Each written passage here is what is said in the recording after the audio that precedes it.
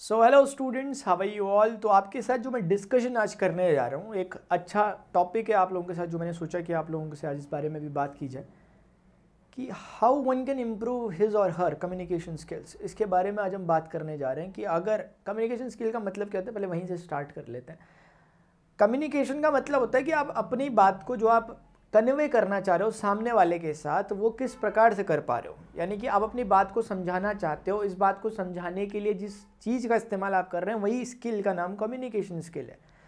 अब इसको हमें इम्प्रूव कैसे करना है और इसमें क्या क्या बातों का हमें ध्यान रखना है, उसकी कुछ छोटी मोटी बातें मैं आपको बताता हूँ, जितना एक बेसिक बातें होती हैं। वरना अपने आप में ये एक टॉपिक होता है पूरा का पूरा, जिसमें पूरी मास्टरी करनी पड़ती है, करने वाले करते हैं और लोग धीरे धीरे चीज़ों को सीखते हैं और धीरे धीरे फिर और ग्रो अपने आप को करते रहते हैं।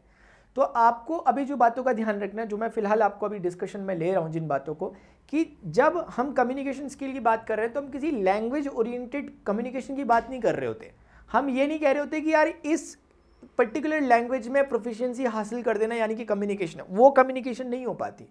आप अपनी जो भी आपकी नेटिव लैंग्वेज है, जो भी आपकी लैंग्वेज है, जो भी आपके बोली जाती है, जैसे मान लेते हैं हिंदी हमारी नेटिव लैंग्वेज है अगर, तो हिंदी में ही अगर आप मान लेते हैं, हिंदी में ही आपके बोलने में एक फ्लुएंसी है, आपके समझाने के तरीके में एक फ्लुएंसी है, आपकी जो हिंदी की वोकेबुलरीज है वो आपके पास इतनी अच्छी है कि आप उनको इतने अच्छे तरीके से यूज़ कर पा रहे हो कि वो एक इफेक्टिव जगह पे एक इफेक्टिव असर डाल पा रही है अपना, तो इसका मतलब आप कम्युनिकेशन स्किल्स आपका बेहतर है। तो इसलिए सबसे पहली इंपॉर्टेंट बात ध्यान ये रखिए कि communication skill is never directly proportional to the language. ये कभी भी इस बात का पैरामीटर नहीं है कि आपकी लैंग्वेज अच्छी हो तो आपका कम्युनिकेशन अच्छा हो, क्योंकि कई बार हमने देखा कि हम सभी के सभी बहुत से लोग हैं जो अच्छी खासी अपनी नेटिव लैंग्वेज बोलते हैं, अच्छी खासी हिंदी बोलते हैं, लेकिन जब कभी उन्हें कभी 2 4 5 10 आदमियों के बीच में अगर रखा जाता है तो उस समय वो आनाकानी करते हैं। तो क्या हो रहा है, बोलना तो उन्हें भी वैसे ही जैसे नॉर्मली बोलते हैं। यहीं पर कम्युनिकेशन कहता है कि जहां पर आपको एक स्टेज फोबिया है, जहां पर आपको 2-5 लोगों के आगे बोलने में दिक्कत है, जहां पर इसी चीज़ को इंप्रूवमेंट करने का नाम एक तरह से पर्सनालिटी डेवलपमेंट होता है, जहां पर आप ये चीज़ को अपनी इस्तेमाल में लेते हो कि आप दूसरों के सामने अपनी बात को रख पा रहे हो, चाहे वह 2 लोग हो या 100 लोग हो या 1000 लोग हो आप। इसलिए इसमें जो इंपॉर्टेंट बात जो मैं अपनी तरह से ऐड करना चाहता हूं, वो मैं ये कहना चाहता हूं कि हमें जिस चीज़ के बारे में बोलना होता है, हमें इतना मेक श्योर अपने आप से हो जाना चाहिए कि हम किसी को कुछ बात समझाना चाह रहे हैं, हम कुछ एक वैल्यू एडिशन डालना चाह रहे हैं उनके पास। ऐसा नहीं है कि हम कोई बुक से चीज़ रट कर आगे पढ़ के आगे हम बोल रहे हैं, तब तो ऐसा लगेगा कि यार हम भूल ना जाए। अभी आप कुछ चाहते हो कि आपके पास कुछ है देने के लिए, आप वो कुछ चीज़ उन तक देना चाहते हो, तब आप जो बोलोगे तो फिर वो फ्लुएंट होगा,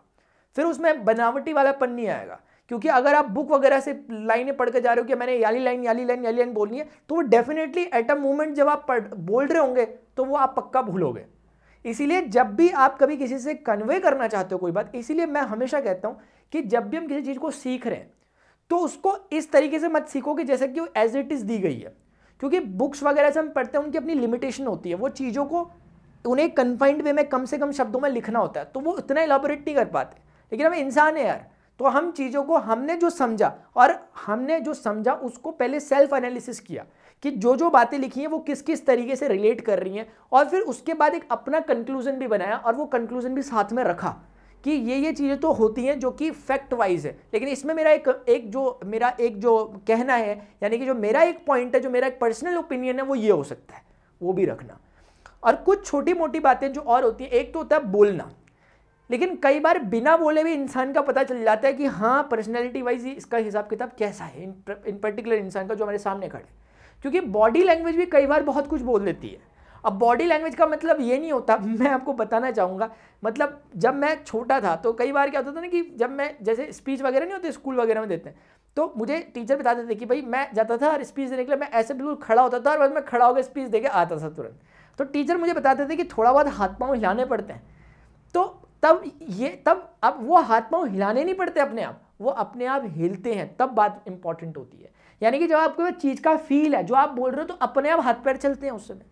फिर अब दुगना संकट खड़ा हो जाता था, क्योंकि एक तो स्पीच है वो याद करके आओ, वो ना भूल जाए, और दूसरा ये भी याद रखना कि बीच बीच में हाथ भी हिलाने, तो ज़बरदस्ती के हाथ पैर नहीं हिलाने होते। कई बार आपकी आंखें भी हिलती हैं, कई बार आपका मुंह हिलता है, कई बार बहुत सी बॉडी का, ऐसा जरूरी नहीं है। तो अब हाथों से कई बार चीज़ों को बता रहे होते हो किसी का मीनिंग क्या है, तो अब उसमें अपना इफेक्ट डाल देते हो, तो वो आप नहीं कर रहे होते, वो ये बताता है कि आपका उस पर्टिकुलर टॉपिक में कितना इंटेंस फील है आपका उसमें, ये बताने की कोशिश होती है। जैसे कई बार ये भी होता है कि हमने देखा हुआ कि कई बार लोग जैसे ना कभी एक गाना नहीं गाते, जैसे कोरस में कभी गाना गाते हैं, तो उसमें क्या होता है कि मुझे एक इंसिडेंट याद आ रहा है अपने टाइम का, कि हमारे टाइम पर जब एक बार स्कूल में ऐसा कुछ हो रहा था, उनको बताया गया बच्चों को कि अपने पैरों को ऐसे से करना है नीचे से। अब वो तो उनके लिए है जो कि उसके टेम्पो को मैच करना चाह रहे हैं, जो उस रिदम को पकड़ना चाह रहे हैं। अब किसी को पता तो है नहीं कि वो क्यों पैर ऊपर नीचे कर रहे हैं, तो वो पैर ऊपर नीचे कर रहे हैं, इससे ऊपर का संगीत हिल जा रहा है। तो कहने का मतलब यह है कि जब भी हम कोई काम करें, इसलिए ना करें कि ऐसा करना है, इसलिए करें पहले पता करें कि ऐसा क्यों करना है, फिर उसके बाद करेंगे तो सेंस समझ में आता है। ऐसा नहीं कि यार ये सब लोग करते हैं तो हम भी करते हैं, तो दिक्कत हो जाती है। इसीलिए जब भी हम किसी के साथ कम्युनिकेट कर रहे हो, किसी के साथ कोई भी बातें बोल रहे हो, तो एक बात हमेशा ध्यान रखें कि अपने हर चीज़ों पे ध्यान रखें। यानी कि ऐसा नहीं कि आप कभी बैठे हुए हैं और आपके जो बैठने का पोस्चर है वो अच्छा नहीं है, अगर आप बैठ के बातचीत कर रहे हैं। ये मैं चीज़ें बोल रहा हूँ जब कभी आप फ्यूचर में इंटरव्यू वगैरह में भी अगर आप जाएंगे, एसएसबी वगैरह में, अगर एनडी के स्टूडेंट या फिर कोई भी और आगे अगर जाएंगे, किसी से हमारा सामना होता है इस तरीके के केसेस में, पैर ना हिलाते रहें, सामने जब बैठे कभी चेयर को ऐसे खिसका कर ना बैठे। छोटी छोटी बातें लेकिन बोलने ले, ऐसा नहीं कि आपने चेयर पकड़ी, चेयर की आवाज़ ही आवाज़ ना, चेयर उठाएं तो उसे बहुत धीमे से उठाएं और पीछे रखें, और फिर जब उठ जाएं उस जगह से तो चेयर को उसकी पोजीशन में लगा दें। ये कुछ छोटी मोटी बातें होती है। बोलते समय सामने वाले की बातों को धैर्य से सुने, ये इंपॉर्टेंट बात है। कम्युनिकेशन का मतलब कभी भी ये नहीं होता कि आप अपने आप में ही लगे लगे पड़े हुए, कि आप ही बोलने में लगे हुए, दूसरे की बात ही नहीं सुन रहे। ऐसे में सामने वाला इरिटेट हो जाता है, और अगर सामने वाला इरिटेट हो गया तो उनके दिमाग में आपकी एक इमेज बन जाएगी कि ये वो है यार, वो कोई बनाता नहीं है, बन जाती है। अब वो कोई बनाने वाला आप ही होते हैं। आप ही अपने आप को जैसा सामने वाले को दिखाना चाहते हो उसको दिखता है। इसीलिए सामने वाले की बात को भी बहुत ध्यान से सुने। हमेशा कहा गया है कि जो अच्छा स्पीकर होता है वो पहले अच्छा एक लिसनर होता है। पहले हमें एक अच्छा लिसनर बनना होगा, पहले हमें अच्छा रीडर बनना होगा। पहले हम चीज़ों को पढ़ेंगे, चीज़ों को सुनेंगे, बहुत सी चीज़ें ऑब्जर्व करेंगे। तभी कहा जाता है कि इंसान के पास दो कान है, मुंह एक ही है। यानी कि भगवान ने कहा कि ज़्यादा सुनो, बोलो कम। तो ज़्यादा से ज़्यादा सुनना होता है। लोग कह लेते हैं एक से सुनो एक से निकालो, अपने अपने स्टाइल है यार। ऑप्टिमिस्टिक लोग भी हैं, वो कहते हैं कि दोनों से सुनो, कानों के इतने इसलिए दिए गए। कोई कहता है इसलिए दिए गए कि एक से सुनो एक से निकालो। तो अब वो देखने का नजरिया कि हम किस चीज़ से, किस तरह से किस चीज़ को देखने की कोशिश कर रहे हैं। तो स्टूडेंट ये छोटी मोटी बातें जो इनका अगर आप ध्यान रखेंगे तो बहुत अच्छा रहेगा। जब भी आप किसी से मिले, किसी से भी मिले, तो शुरुआत के जो 5, 7, 10 सेकंड होते हैं, असल में वही वो टाइम होता है जिस इंस्टेंट पे आप अपनी एक छाप छोड़ देते हो सामने वाले में। आप खुद भी ऑब्जर्व करें, जब भी आप किसी से कभी मिल रहे होते हैं, जब आप कभी किसी से मिल रहे होते हैं, आपके जब आपको पता है कि मुझे उनसे मिलना, आपके दिमाग में उनकी अपनी एक पिक्चर होती है, एक सेल्फ मेड आपने जो खुद बनाई, कि आपके दिमाग में ऐसी पिक्चर की अच्छा ये वो आपने एक आइडियल कंडीशन या जो भी है, यानी कि आपने पहले ही उसे एक एंटिसिपेट कर लिया। आपने पहले से एक प्री जज आपने कर लिया कि वो इंसान के बारे में हमने 2, 4, 5 बातें सुनी है, उन इन्फॉर्मेशन के कलेक्शन से आपने एक इमेज बना दी है उस इंसान की। यानी कि आपने कभी सुना कि यार वो उसके बारे में ऐसा ऐसा ऐसा, आपने बहुत अच्छी एक इमेज बना दी कि वो बहुत खतरनाक इंसान है, बहुत बढ़िया इंसान है, ज़बरदस्त है, मतलब लेकिन जब आप मिले 5-10 सेकंड में आपको पता चल जाएगा आपकी इमेज में दम था या नहीं था। हो सकता है वो आपकी सोच से बढ़कर हो, या कभी हो सकता है आपकी सोच से कम हो। किसी को हमने देख के हल्के में ले लिया, किसी के बारे में हमने 2-4 बातें इधर उधर से सुन ली, किसी के हमने गेटअप को देखकर कुछ बातें अपने मन में एक एंटिसिपेट कर लिया, एक प्रिजम्पशन बना लिया। और लेकिन जब हमने मिले, हमें 10 सेकंड के अंदर अंदर ही बोलने के स्टाइल से और बाकी सब कुछ चीज़ों से ही पता चल गया कि बंदा प्रभावशाली है। तब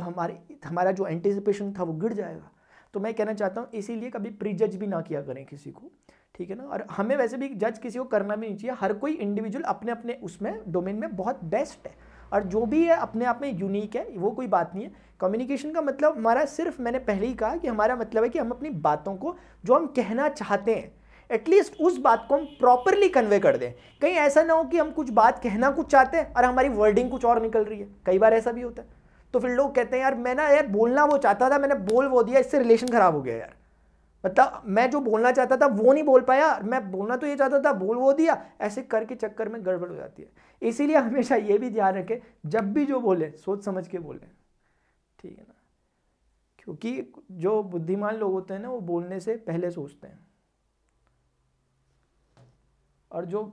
अनसक्सेसफुल हो जाते हैं, जो बाद में ऐसे करते हैं, वो पहले बोल देते हैं, उसके बाद सोचते हैं हमने क्या बोला था। और फिर लेकिन मैं मानता हूँ इसमें ये भी ठीक है, अगर आप बोलने के बाद भी सोच रहे हो, ठीक है।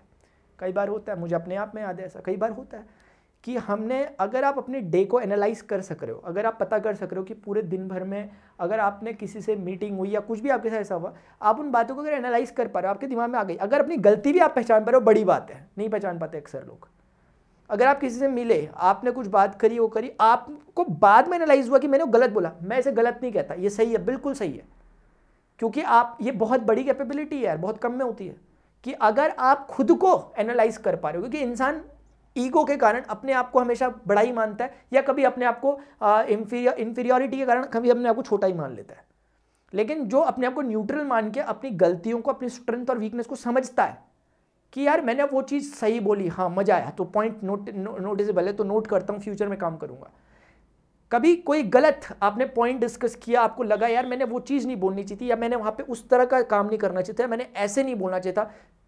अगर ये चीज़ की कैपेसिटी अपने अंदर है ऑब्जर्वेशन की, तो ये भी बहुत अच्छा काम करेगी, क्योंकि तब अब आने वाले फ्यूचर में उन चीज़ों को अच्छे से आप उन पर वर्क कर पाओगे। जो बोलना नहीं था, जो बोलने लायक है उसे बोलना था, नहीं बोलने लायक था नहीं बोलना था, ये बातें आप प्रीजज कर अपने आप में एक एनालाइज कर पाओगे, और जब बातें आपने खुद सोची होंगी तो वो आपके अंदर समझ आएंगी, और फिर जब आप आगे फ्यूचर में कम्युनिकेट करेंगे तो इसका बहुत अच्छा असर पड़ेगा। तो ये कुछ छोटी मोटी बातें हैं, धीरे धीरे कुल मिलाकर पूरी कहानी का एक मतलब होता है ऑब्जर्वेशन की क्षमता बढ़ाएं अपनी, हमेशा ऑब्जर्व करें। जरूरी नहीं है कि अपने को ऑब्जर्व करें, सामने वाले को ऑब्जर्व करें, दो लोग बात करें, इनकी बातचीत को ऑब्जर्व करें, इन दोनों के बोलने के स्टाइल को ऑब्जर्व करें, इन दोनों के आई कांटेक्ट को ऑब्जर्व करें। जरूरी नहीं है कि उसी से सीखें जो अच्छा बोल रहा है, उससे भी सीखें जो आपको लग रहा है कि यार इसके उसमें कुछ कमी है, उसकी कमियों को एनालाइज करें। जरूरी नहीं आप सामने वाले को जाके बता दो, क्या पता बुरा मान जाए। आपको लग रहा है कि ये बात की कमी है, यार ये ऐसे नहीं हो रहा है, तो आप उसको अपने आप में सुधार लो ना, कि क्या पता आप भी ऐसी करते हो, क्योंकि अपने आप में नहीं दिखता ना कभी कभी कुछ चीज़। तो स्टूडेंट ये बात है, तो इन बातों का आप लोगों ने हमेशा ध्यान रखना चाहिए, ठीक है। तो ये मैंने जो बातें बताई, अभी जो भी स्टूडेंट डिफेंस की प्रिपरेशन कर रहे हैं, जब आप अगर रिटन एग्जामिनेशन क्लियर करते हैं तो एसएसबी वगैरह में जब आप जाएंगे तो आपका क्या होगा, ये सब चीज़ों का टेस्ट होता है आपका, क्योंकि कहते हैं कि बच्चा तो पढ़ लिख के आ गया, वो तो ठीक है, लेकिन क्या पता बिल्कुल एकदम बुकवार्म हो यार, किताबी कीड़ा हो, बिल्कुल पढ़ के आ गया। लेकिन हमें तो ऐसा इंसान चाहिए जो बिल्कुल जैक ऑफ ऑल ट्रेड हो, कि कहीं पे हम इसे रखे तो ये कम से कम लोगों के साथ व्यवहार वगैरह इनका ठीक ठाक, तो इसके लिए आपको बुलाया जाता है, ये चेकिंग की जाती है आपकी वहाँ। किताबी चेकिंग तो हो चुकी होती है, पढ़ाई का कुछ नहीं पूछेंगे ज़्यादा, वो सिर्फ आपको ये पूछते हैं। कभी पढ़ाई का पूछते हैं तो सिर्फ ये चेक करने के लिए पूछते हैं कि ये सिचुएशन को कैसे डील करता है। कभी आपको इंटरव्यू में ऊटपटांग से क्वेश्चन पूछ लेंगे जिनका ना सर ना पैर, तो वो इसलिए पूछते हैं ताकि कहीं पैनिक तो नहीं हो रहा है ये जो जिससे हमने पूछा हुआ, यानी कि ये जो ऑड कंडीशन है उनको कैसे लेता है, किस तरीके से टैकल करता है, ये भी वहाँ पर देखा जाता है। तो यही छोटी मोटी बातें जो स्टूडेंट देखी जाती है। और जो भी स्टूडेंट अगर एनडी की प्रिपरेशन कर रहे हैं तो आप लोगों के लिए पहले तो आज की डेट का मैं बता दूं, 25 फरवरी को 8:30 बजे से वेक्टर अलजेब्रा स्क्रैच से स्टार्ट हो रहा है अनअकैडमी लर्निंग ऐप पे, आप इसका जरूर फायदा उठाएं, ठीक है ना। और दूसरी बात, 12th के स्टूडेंट जो भी है ना वो भी इसका फायदा उठा सकते हैं, क्योंकि आज स्टार्ट हो रहा है 12th टर्म 2 में भी ये आता है। और 12th का सिलेबस ये आप देख लें, वेक्टर 3D यहाँ पर आपके 2 चैप्टर हैं, तो आप कवर कर सकते हो अगले 7-8 दिन के अंदर में, तो दोनों के दोनों को। ये फ्री कंटेंट है, प्रचंड सीरीज और शौर्य बैच प्रणव पांडे, इसे क्लिक करके आप देख सकते हैं यूट्यूब में। मेरी प्लस का कोर्स है, आज से इसमें कैलकुलस स्टार्ट हो चुका है प्लस में, लेकिन जो स्टूडेंट प्लस में नहीं है वो स्पेशल क्लास जो कि फ्री क्लास होती है, एक फिजिक्स की और एक मैथमेटिक्स की, 7 और 8:30 बजे मेरी चलती है अनअकैडमी लर्निंग ऐप पे, इस पर आप जरूर आया करें। कहीं पे किसी कोड की, इनवाइट कोड की या रेफरल कोड की जरूरत पड़ती है, आप सब्सक्रिप्शन ले रहे हैं उसमें डिस्काउंट के लिए, then you can use this PRAN31, Pranav मेरा नाम है, उसी के आगे के इनिशियल्स है। तो अभी ये स्टूडेंट्स इतना ही। जिस भी तरह की आपको इन्फॉर्मेशन अगर आपको कुछ लगा हो कि आपके काम किए तो जरूर कमेंट बॉक्स में बताएं। आपको जो लगा हो कि ये काम का पॉइंट था वो भी आप मेंशन कर सकते हैं कमेंट में, और आपको लगता है कि एक पॉइंट मेरी तरफ से भी होना चाहिए तो आप वो पॉइंट भी बता सकते हैं कमेंट में कि एक पॉइंट ये भी जो मुझे लगता है होना चाहिए, तो वो सारे कमेंट्स का स्वागत है। और वीडियो अगर आपको हेल्पफुल लगा तो लाइक कर सकते हैं, चैनल को जरूर सब्सक्राइब करें ताकि आपको इस तरह के वीडियोज़ फ्यूचर में अपडेट्स आपको मिलते रहा करें। अभी के लिए स्टूडेंट्स इतना ही, मिलते हैं अपने नेक्स्ट सेशन में। Till then good bye, see you, take care, जय हिंद।